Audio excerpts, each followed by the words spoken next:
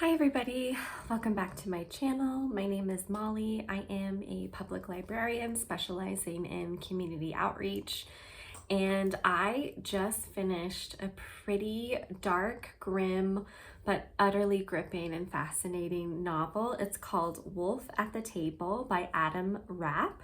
It came out in April, and it is unlike, I feel like I say this every time, but whatever. It is unlike anything that I've read before. So when we start the book, it was my impression, and I'm so glad that I went into this blind, that this was just going to be like a sweeping family epic. I've been very into those lately. One of my most recent favorite reads, I just did a review on it. I'll link it below if you haven't watched it yet, is on The Bee Sting, which of course is like a colossal sweeping family drama. And this is supposed to be in the same vein. I've seen it getting buzz all around the internet, and my friend Deb, who has the Instagram account called Lone Star Words, which is an incredible bookstagram, was raving about this book. And she usually really lines up with my interests and tastes and styles. So where we start is 1951, upstate New York in Elmira, and we meet this very traditional Catholic family. There are 5 children and the matriarch and patriarch, and the father is very quiet. He is a veteran from war and has some significant PTSD. So lots of like repressed trauma, right? This is the 50s, so our understanding of how to help veterans experiencing PTSD and those physical and psychological symptoms, I don't think it would be probably another 20 years till research and help really came. And then we have, I believe her name is Ava. She's the matriarch, extremely Catholic. She runs basically a boarding school, like very strict with her kids.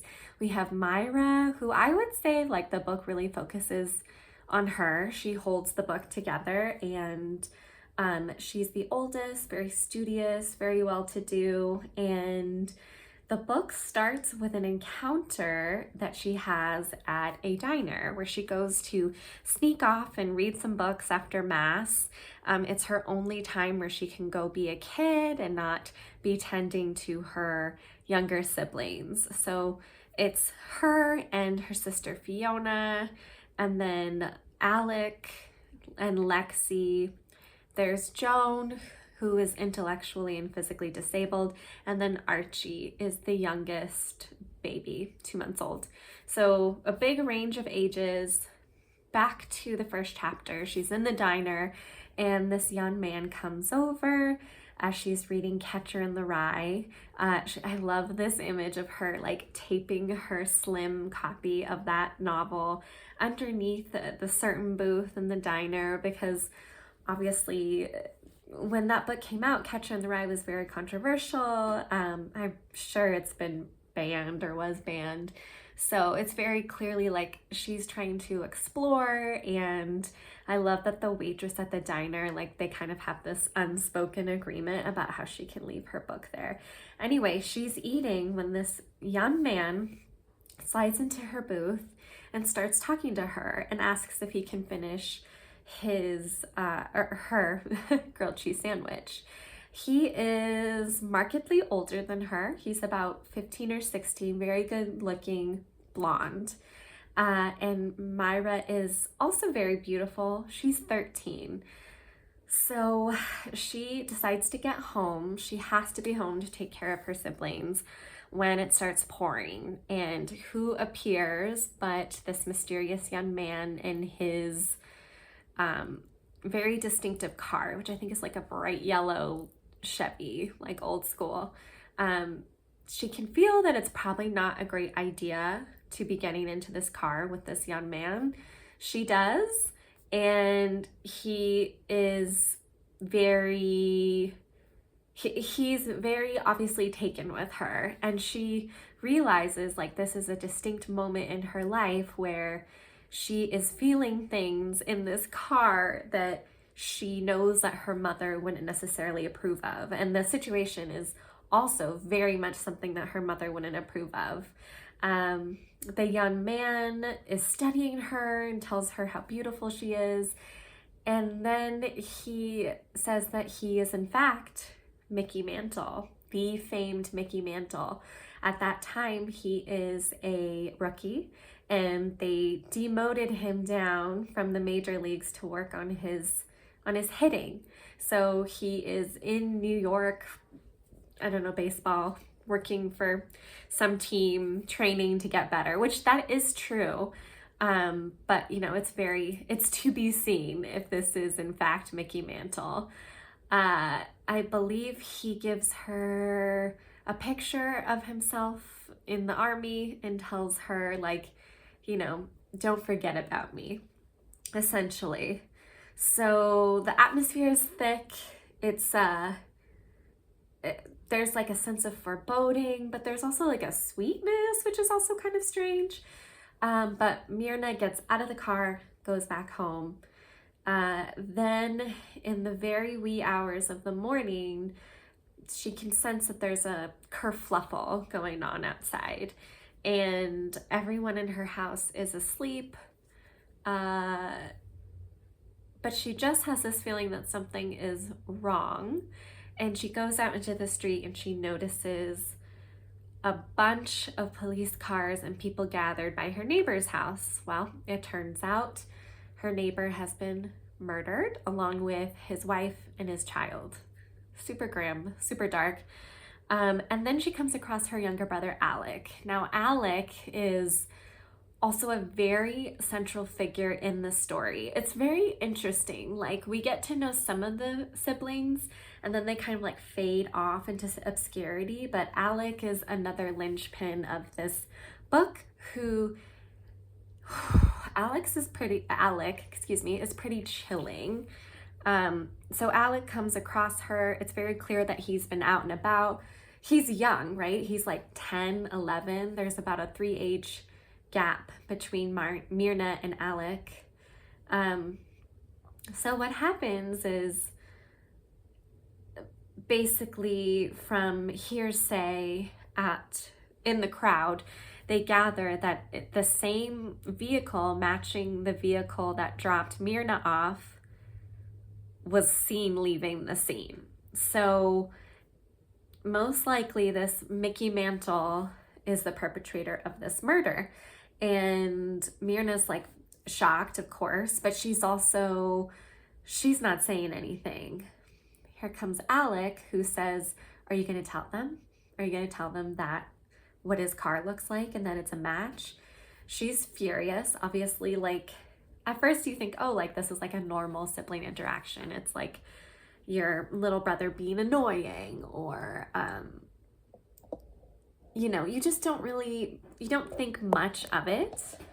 But then you realize through narrative tools that the author uses and all this backstory that Alec is kind of a troubled kid. He is always out into mischief. He's not a great student.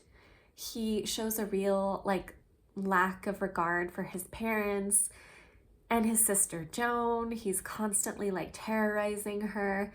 And it's very clear that he was out and about spying on his sister and getting up to something that wasn't very good. And I'll never forget this scene in the book where Myrna looks at him straight and, you know, dead on, and she's always very kind to her siblings. She's the caretaker, and she says, "You're going to hell." And Alec has this very interesting giveaway, probably like the only sign that shows that he feels guilt or remorse or fear in the book is he has a nosebleed almost instantaneously. So he runs home, and it's a very interesting moment, and it's pivotal in the book because it kind of shows like this is a family that is contending with violence, both like hidden and repressed trauma and violence. And then it's also happening all around. Myrna has a brief encounter with a very prolific serial killer, Richard Spector, who actually killed 8 nursing students in a nursing apartment building.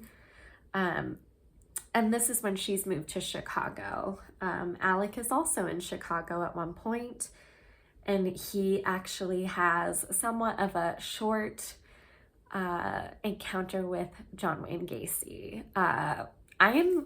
This is so awful, but I am like a huge serial killer like studier. I just like find it very fascinating, very disturbing. And when I first started this book, I really was like, oh, this is so interesting. A family epic. This is going to be like, you know, this has been likened to like Jonathan Franzen or Joyce Carol Oates or something like that. I was like, oh, this is so cool. And there's kind of a sweetness in the beginning, like this like very like picturesque feeling, and it just builds. It builds so well. Adam Rapp is a playwright. He is also a novelist of a number of young adult novels, books, and the truly fascinating thing is that he has a personal connection to John Wayne Gacy. Apparently, his mother was a nurse in the state prison of Illinois, and he grew up in Illinois during the time of John Wayne Gacy getting arrested, and you know, he was also told like never get in a van with any man. So around the 70s, right, in Chicago in the Midwest. And there's this great line in the book where Alec is working with someone who's very shady and actually commits a murder while Alec watches. So it's clear to see like this Alec is not on a good path, but he needs to get out of town. And his mentor tells him, go to the Midwest. There are really nice people there.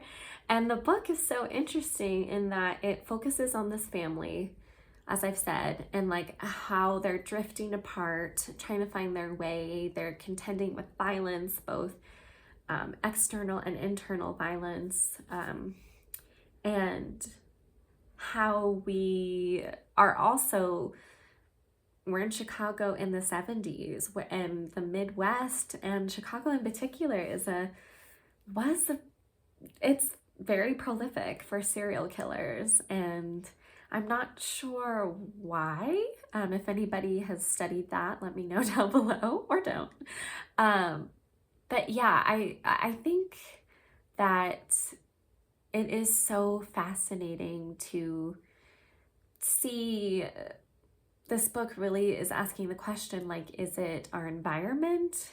You know, what's to be done when our environment is so violent, so chaotic, so brutal?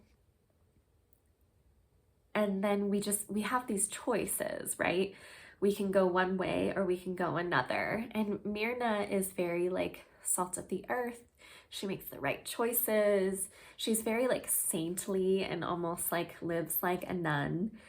But she definitely makes some choices that are quite questionable. She is overall a really giving and loving person.